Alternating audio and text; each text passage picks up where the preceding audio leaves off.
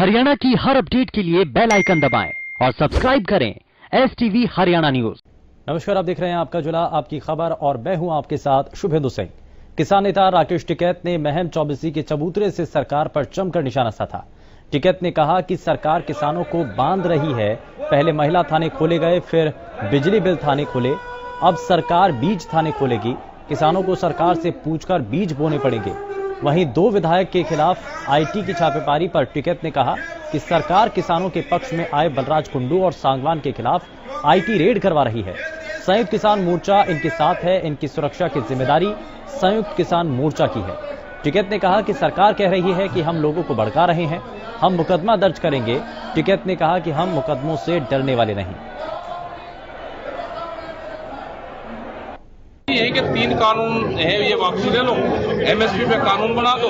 जो संयुक्त मोर्चा है उससे हमारी कमेटी से बात करें, आगे के जो मसले होंगे बैठ कर समाधान होगा। प्रधानमंत्री ने कहा तो कहने की बात है, प्रधानमंत्री मिल कहा रहा, सरकार को तो 2 महीने हो गए ढूंढ को, सरकार भागी दिल्ली छोड़ गए, आ जाएगी। चारों तरफ तक घेर रखे, कई लाख आए थे भी है, घेर रखी दिल्ली छोड़ नहीं। अरे हर DM में डिस्ट्रिक्ट के वहाँ बेचेंगे ना। 26 तारीख को बंद का ऐलान किया गया है। हाँ, बंद रहेगा सब। उसमें क्या रणनीति रहेगी? और रणनीति क्या, अपना बंद रहेगा, सभी दुकानदारों से भी बात करेंगे और आम जो लोग हैं उनसे बात करेंगे, ट्रांसपोर्ट से भी बात करेंगे, भैया उसके साथ तो क्योंकि नुकसान सबका है। वही किसानों पे जो नेताओं पे लगातार की सरकार मामले दर्ज कर रही है, भाई वो तो प्रेस वालों के ऊपर भी कर रही है, जो नेता किसान का साथ दे रहा है उसके ऊपर भी कर रही है। ये तो आंदोलन है, आंदोलन में तो चलने का काम करती है सरकार। कृषि कानूनों के खिलाफ किसान पिछले 119 दिनों से आंदोलन कर रहे हैं और इसी कड़ी में 26 मार्च को संयुक्त किसान मोर्चे ने देश भर में चक्का जाम का आह्वान किया। यमुनानगर में भी 26 मार्च के चक्का जाम को लेकर संयुक्त किसान मोर्चा ने एक बैठक की। किसानों ने कहा कि गली गली बाजार में जाएंगे और दुकानदार भाइयों से अपील करेंगे कि 26 तारीख को अपनी दुकानें बंद रखें। ये जन आंदोलन चल गया है, ये आज हर किसी का आंदोलन बन चुका है। वहीं संयुक्त किसान मोर्चा के किसान नेता सुभाष गुर्जर ने बताया कि 8 पॉइंट सड़क और 1 पॉइंट रेलवे ट्रैक पर बनाया गया।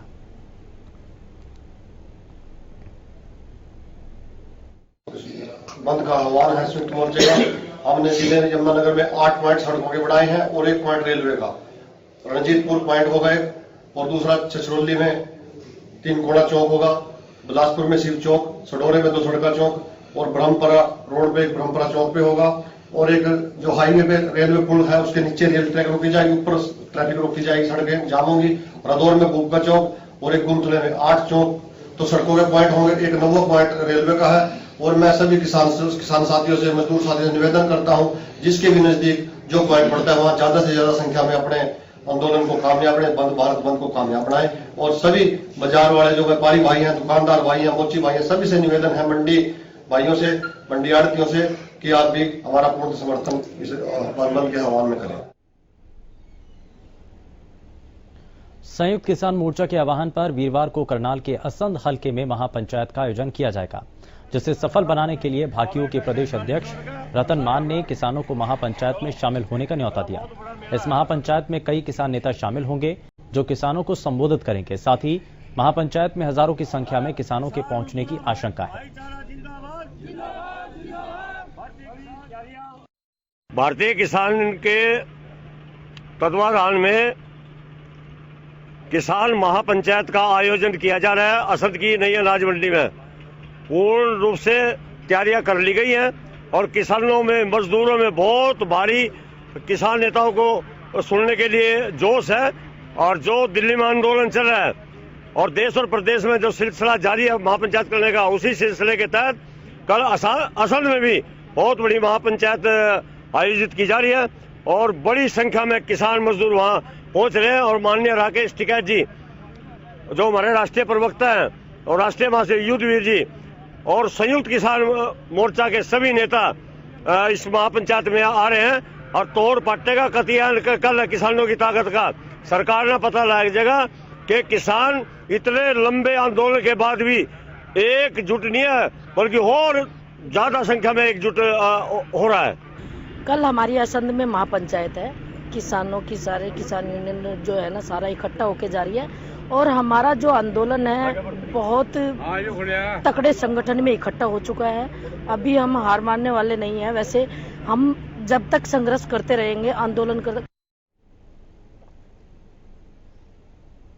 राज्यसभा सांसद दीपेंद्र हुड्डा ने किसानों को लेकर केंद्र सरकार को निशाने पर लिया। दीपेंद्र हुड्डा ने कहा कि किसान पिछले करीब 4 महीने से सड़कों पर हैं, लेकिन बीजेपी सरकार किसानों को कभी आतंकवादी तो कभी नशेड़ी बता रही है। साथ ही कहा कि किसानों के प्रति सरकार का अड़ियल रवैया जारी है और वो किसानों को इंसान नहीं समझ रही। दीपेंद्र हुड्डा ने कहा कि सरकार को आंदोलन में शहादत देने वाले किसानों के परिजनों के प्रति सरकार को संवेदना प्रकट करनी चाहिए, जबकि सरकार बातचीत करने को भी तैयार नहीं। आपको बता दें कि दीपेंद्र हुड्डा ने लुक्सर गांव में पहुंचे, जहां उन्होंने शहीद की प्रतिमा का अनावरण किया।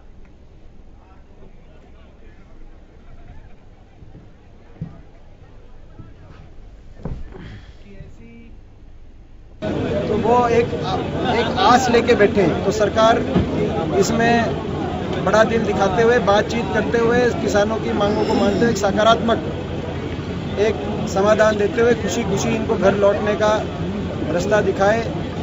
जो इतने लोगों की जो जाने गई हैं उनके परिवारों के प्रति संवेदना दिखाए, कुछ सहानुभूति दिखाए। फरीदाबाद में महिला आईएएस अधिकारी के साथ छेड़छाड़ का मामला सामने आया और मामले में अब सियासत भी तेज हो चुकी है।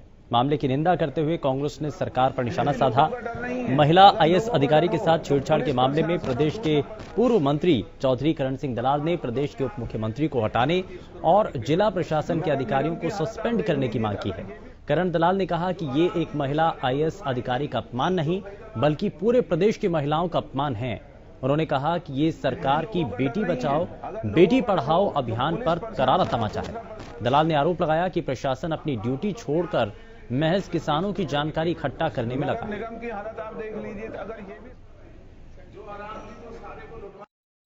फरीदाबाद में डिप्टी चीफ मिनिस्टर की मौजूदगी में जो 2 दिन पहले एक इलाके के वाहियात आदमी ने हरियाणा की आईएएस एसडीएम अधिकारी के साथ छेड़खानी की, गलत बदनीयती से उसको अपमानित करने की कोशिश की और प्रशासन मूक दर्शक बना रहा। अगर वो आईएएस अधिकारी दरखास्त ना लगाती तो ये मामला ही कहीं समझ में नहीं आना था। और प्रशासन का ये कहना कि छेड़खानी करने वाले को ये मालूम नहीं था कि ये आईएएस अधिकारी है, इसका मतलब नहीं है। तो जेजेपी बीजेपी के गुंडों को महिलाओं को अपमानित करने का, उनको छेड़खानी करने का, उनको शर्मिंदा करने का लाइसेंस मिला हुआ है और सरकार मूक दर्शक बनी हुई है। मुख्यमंत्री की तरफ से कोई इस बारे में स्पष्टीकरण नहीं आया। तो हम ये मांग करते हैं कि ऐसी वाहियात और ऐसी सरकार को हरियाणा में बर्खास्त कर देना चाहिए और तमाम जिला प्रशासन फरीदाबाद का इन सबको सस्पेंड करके इनके खिलाफ कार्रवाई करनी चाहिए।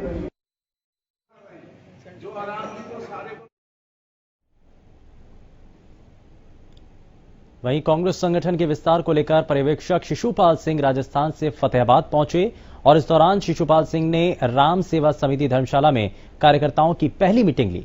इस दौरान बंद कमरे में एक एक करके कार्यकर्ताओं की राय जानी गई। हालांकि पर्यवेक्षक के सामने पहली बैठक में ही कांग्रेस धड़ों में बटी नजर आई। बैठक में हुड्डा गुट नदारद दिखाई दिया। फतेहाबाद के पूर्व विधायक प्रहलाद सिंह और रतिया के पूर्व विधायक जरनैल सिंह मीटिंग में मौजूद नहीं थे। वहीं अपनी बात पर्यवेक्षक के सामने रखने को लेकर भी कांग्रेसी आपस में लड़ते हुए नजर आए। कुछ कांग्रेसियों का कहना था कि उन्हें इस बैठक के लिए निमंत्रण नहीं दिया गया। हालांकि मीडिया से बातचीत करते हुए पर्यवेक्षक ने खींचतान को आपसी भाईचारे का नाम दिया।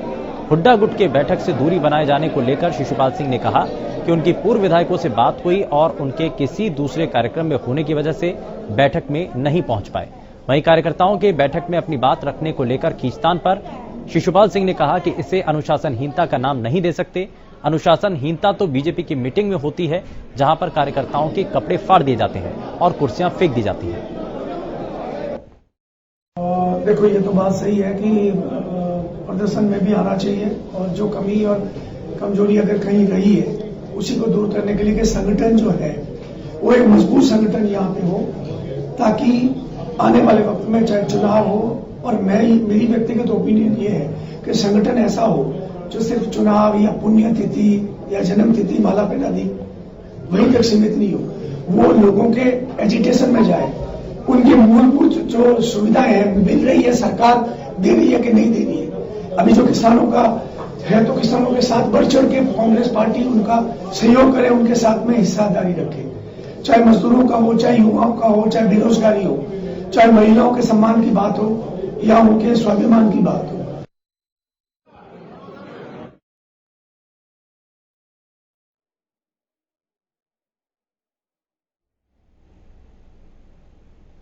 प्रदेश में कृषि कानूनों के खिलाफ बीजेपी नेताओं का विरोध जारी है। फतेहाबाद के अशोकनगर इलाके में किसानों ने बीजेपी विधायक दुडाराम का विरोध किया। विधायक की गाड़ी के पहुंचते ही किसान उनकी गाड़ी के पीछे भागने लगे, जिसके बाद विधायक मौके से फौरन निकल गए। आपको बता दें कि विधायक दुडाराम के इलाके में पहुंचने की सूचना मिलने के बाद किसान इकट्ठा हुए और किसानों ने बीजेपी नेताओं को चेतावनी दी और उन्होंने कहा है कि वो इलाके में घुसने नहीं देंगे। अगर नेता आते हैं तो उनका विरोध भी किया जाएगा।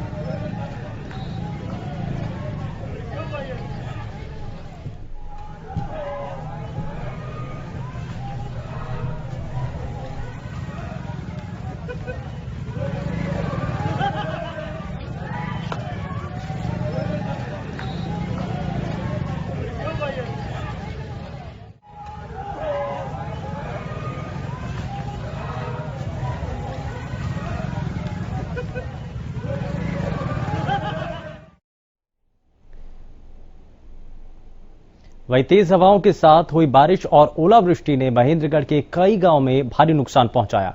इन गांवों में सरसों, गेहूं और सब्जी की फसल पूरी तरह से नष्ट हो गई, जिसके बाद किसानों के सामने रोजी रोटी का संकट बन गया। बारिश के कारण सरसों की फसल में काफी नुकसान हुआ। किसानों का कहना है कि कटाई का समय चल रहा है और करीब जिले में 80% से ज्यादा सरसों की कटाई के बाद खेतों में लगी हुई थी और बारिश के बाद पकी हुई फसल को पूरी तरह से खराब हो गई है।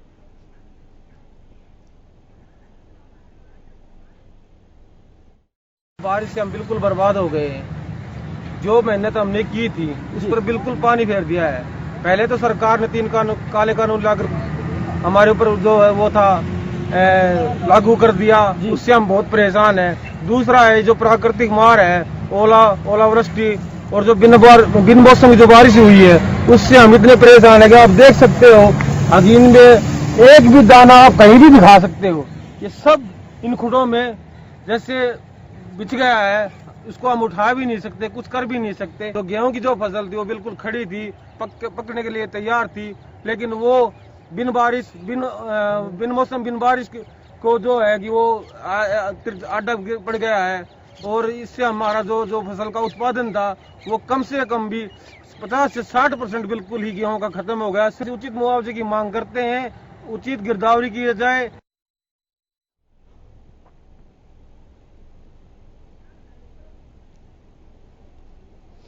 वहीं करनाल की सहकारिता चीनी मिल के नवीनीकरण के काम का अवलोकन करने के लिए आज उपायुक्त निशांत कुमार यादव चीनी मिल पहुंचे। उन्होंने किसानों को आश्वासन दिलाया कि यह मिल अगले सीजन में चालू हो जाएगा और कोरोना के कारण 3-4 महीने इसका काम देरी से चल रहा है। किसानों की सुविधा के लिए मिल में शौचालय, किसान मजदूर कैंटीन और विश्राम गृह बनाया गया।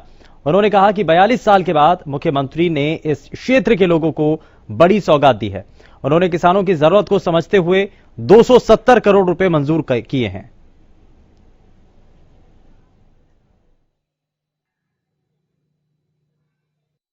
आज हमने करनाल कोऑपरेटिव शुगर मिल है उसकी विजिट की, क्योंकि इसका हफ्ते में ट्रायल शुरू होने वाला है। जो इसका रेनोवेशन का काम था और उसकी कैपेसिटी बढ़ाने का काम था, 2200 टन क्रशिंग पर डे से 3500 TCD जो बढ़ाने का प्रोजेक्ट था वो लगभग पूरा हो गया है। लगभग 31 मार्च के आसपास इसका ट्रायल शुरू कर देंगे और उसमें 1 महीने भर, 1.5 महीने जो इस सीज़न में ट्रायल रखेंगे ताकि अगले सीज़न के लिए पूरी तरह मिल तैयार रहे।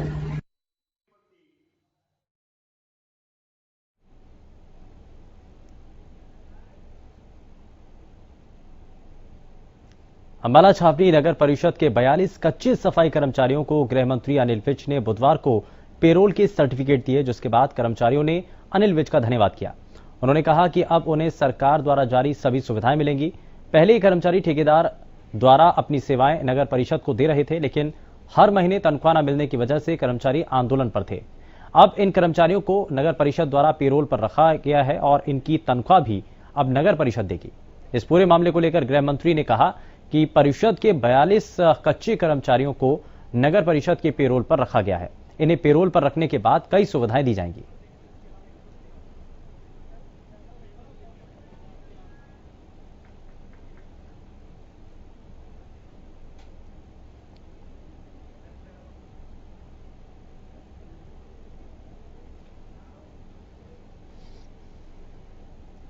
भिवानी के नेहरू पार्क में राष्ट्रीय मजदूर कांग्रेस ने बढ़ती महंगाई, कानूनों और मजदूरों की अलग अलग मांगों को लेकर रोष जताया। इस दौरान राज्यपाल के नाम उपायुक्त के माध्यम से ज्ञापन सौंपा। इंटक सचिव धर्मेंद्र सिंह ने बताया कि मीटिंग में मांग रखी गई है, जिसमें अलग अलग समस्याओं के निदान के लिए एक मांग पत्र तैयार कर राज्यपाल के नाम उपायुक्त भिवानी को ज्ञापन सौंपा गया। उन्होंने कहा कि असंगठित मजदूरों का कोई पंजीकरण नहीं हो रहा। उन्होंने आरोप लगाते हुए कहा कि मजदूर अपने किसी भी पंजीकरण के लिए सेक्रेटरी जेई के पास जाते हैं तो उनकी समस्या को नकार दिया जाता है। उन्होंने कहा कि युवा बेरोजगार होता जा रहा है और पब्लिक सेक्टर बेचा जा रहा है।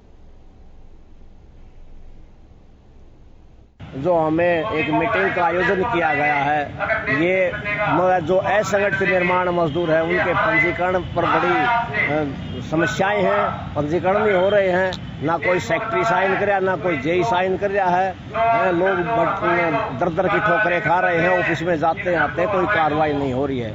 और जो निर्माण मजदूरों के बेनिफिट आवेदन फार्म जो हैं, मैटरनिटी का है, कन्यादान का, छात्रवृत्ति का है, औजारों का है, वो भी किसी साथी को नहीं मिल रहा। बार बार त्रुटियां लगाकर फार्मों को रद्द किया जाता है, बगैर त्रुटियों को भी रद्द किया जा रहा है। अगर हम डीसी को कंप्लेंट करते हैं तो यहाँ का लेबर डिपार्टमेंट उसको रात में सभी को ऑब्जेक्शन लगा के उस फाइल को रद्द खाली कर देता।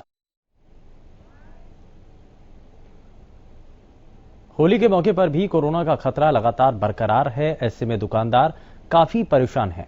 दुकानदारों का कहना है कि लगातार कोरोना के मरीजों की संख्या में इजाफा हो रहा है। ऐसे में कोरोना का असर उनके कारोबार पर हो रहा है। बल्लभगढ़ में दुकानदारों में असमंजस की स्थिति है। दुकानदारों का कहना है कि इस बार काफी तरीके के सामान आए, लेकिन लोग उसे खरीदेंगे या नहीं, इस पर संशय है। होली के त्योहार को देखते हुए बाजार से रौनक गायब है। बाजार में कोरोना का असर दिख रहा है। कैथल के बाजारों में होली का सामान ज्यादा देखने को नहीं मिला। दुकानदारों का कहना है कि कोरोना की गाइडलाइन का पालन लोग कर रहे हैं, इसलिए बाजारों में होली का सामान ज्यादा बिकने की उम्मीद नहीं है।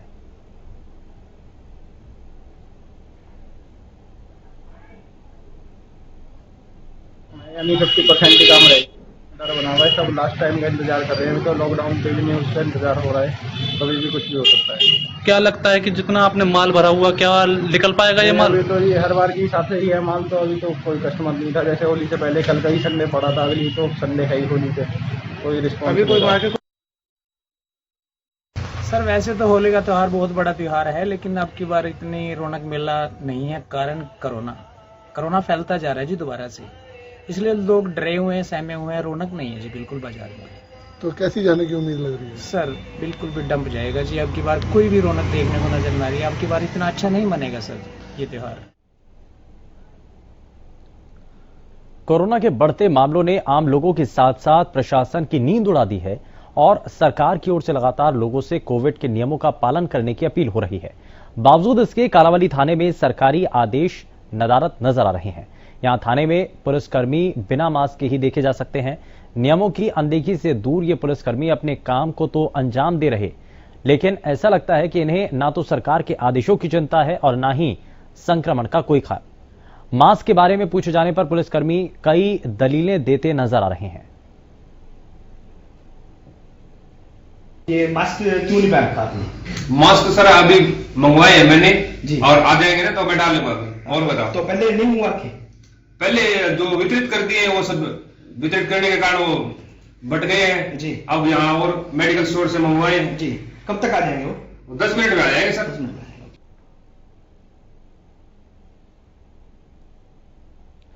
प्रदेश सरकार ने हर सप्ताह के सोमवार और मंगलवार को मेगा ड्राइव शुरू करने की योजना बनाई ताकि हर लाभार्थी का टीकाकरण सुनिश्चित किया जा सके। मुख्यमंत्री ने ये जानकारी वीडियो कॉन्फ्रेंसिंग के जरिए प्रधानमंत्री नरेंद्र मोदी की अध्यक्षता में कोविड-19 की स्थिति पर राज्यों के मुख्यमंत्रियों के साथ बैठक में दी। बैठक में उप मुख्यमंत्री दुष्यंत चौटाला और गृह मंत्री अनिल विज भी उपस्थित रहे। जैसे सीएम साहब ने ये निर्देश दिए उसके बाद माननीय डीसी साहब, divisional commissioner sir, civil surgeon sir और एमसीजी कमिश्नर सर सभी लोग उपस्थित थे और सबने ये कहा, उसी समय निर्देश दिए, पुलिस प्रशासन को भी कहा गया कि आप जो है इसमें सख्ती बढ़ाइए, भीड़ भाड़ वाली जगहों पे खास तौर से ध्यान रखने की ज़रूरत है। जो लोग जा रहे हैं उनको मास्क के लिए कहा जाए कि आप मास्क लगाएं और यदि वो नहीं मानते तो उनका चालान भी किया जाए। और इसी तरह से स्वास्थ्य विभाग जो है वो ज़्यादा से ज़्यादा जो सैंपलिंग है वो हमने बढ़ा दी है, पीछे भी कर रहे थे और गुड़गांव सबसे ज़्यादा सैंपलिंग कर रही है और कॉन्टैक्ट ट्रेसिंग भी साथ के साथ जो है हमने बढ़ा दिए हैं। एक केसेस में हमने लगभग 40 से 50 इस तरह से कॉन्टैक्ट ट्रेसिंग कर रहे हैं और साथ के साथ जो वैक्सीनेशन का कार्य है वो भी गुड़गांव जो कि अगर देखा जाए तो सबसे ज़्यादा अभी तक टीकाकरण किया है और आगे भी हमारा लक्ष्य है। जिस तरह सरकार ने सोमवार और मंगलवार को एक मेगा ड्राइव चलाने की बात की है तो गुड़गांव इसी प्रयास में है कि हम ज़्यादा से ज़्यादा लोगों का टीकाकरण कर सकें। और सिरसा में यातायात थाना प्रभारी का जागरूकता अभियान बुधवार को भी जारी रहा। हिसार रोड स्थित बस स्टैंड के पास यातायात थाना प्रभारी अपनी टीम के साथ पहुंचे। दरअसल कोरोना के बढ़ते मामलों को देखते हुए थाना प्रभारी ने लोगों को जागरूक करने का अभियान चलाया। साथ ही बिना मास्क के यातायात चालकों को मास्क पहनने की हिदायत दी और यात्रियों को भी मास्क पहनने के लिए जागरूक किया। इसी के साथ चालकों को निर्देश दिए गए कि वो सवारियों को बैठाते समय भीड़ न करें। अभियान के दौरान थाना प्रभारी ने लोगों को सख्त निर्देश देते हुए बिना मास्क का मिलने वाले लोगों के चालान काटने की बात भी की। और बस स्टैंड पे हमें जो ऑटो रिक्शा है, ऑटो, इनको बताया गया कि जो भी आप लिमिट की अपनी सवारी भरिए इसके अंदर और मास्क लगवाइए और जो बस स्टैंड के अंदर जो भीड़ होती है गेट के ऊपर आप पीछे खड़ा करिए या पार्किंग है उधर पे लेके जाइए। इनको भी जागरूक किया कि भाई आप कोई भी सवारी हो उसको बिना मास्क के आपको नहीं बिठाना है, मास्क लगवा करके बिठाना है। कोविड एक महाम बीमारी है ये, उसको बचने के लिए हमने ये उपाय इनको भी बताया गया और जागरूक किया गया।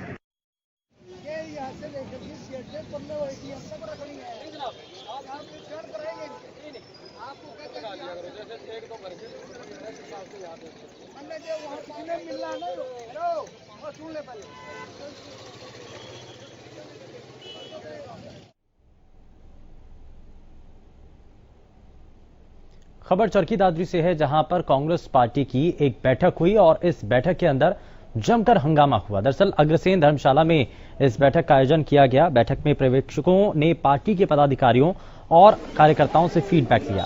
बैठक में पर्यवेक्षक, जिला अध्यक्ष और ब्लॉक अध्यक्ष की नियुक्तियों के लिए मीटिंग लेने के लिए पहुंचे और मीटिंग के दौरान कोविड-19 के नियमों की जमकर धज्जियां उड़ाई गई। दरअसल कांग्रेस पार्टी की तरफ से जिला और ब्लॉक स्तर पर कार्यकारिणी गठन की रायशुमारी करने के लिए पर्यवेक्षक पंकज शर्मा और सह प्रभारी जगदीश खेदड़ चरखी दादरी पहुंचे थे। मीटिंग के बाद पर्यवेक्षक अजीत सिंह फोगाट ने बताया कि मीटिंग में पार्टी कार्यकर्ताओं से चर्चा की गई, जिसमें कार्यकर्ताओं से चर्चा करते हुए जिला और ब्लॉक प्रधानों के बारे में सुझाव लिए गए।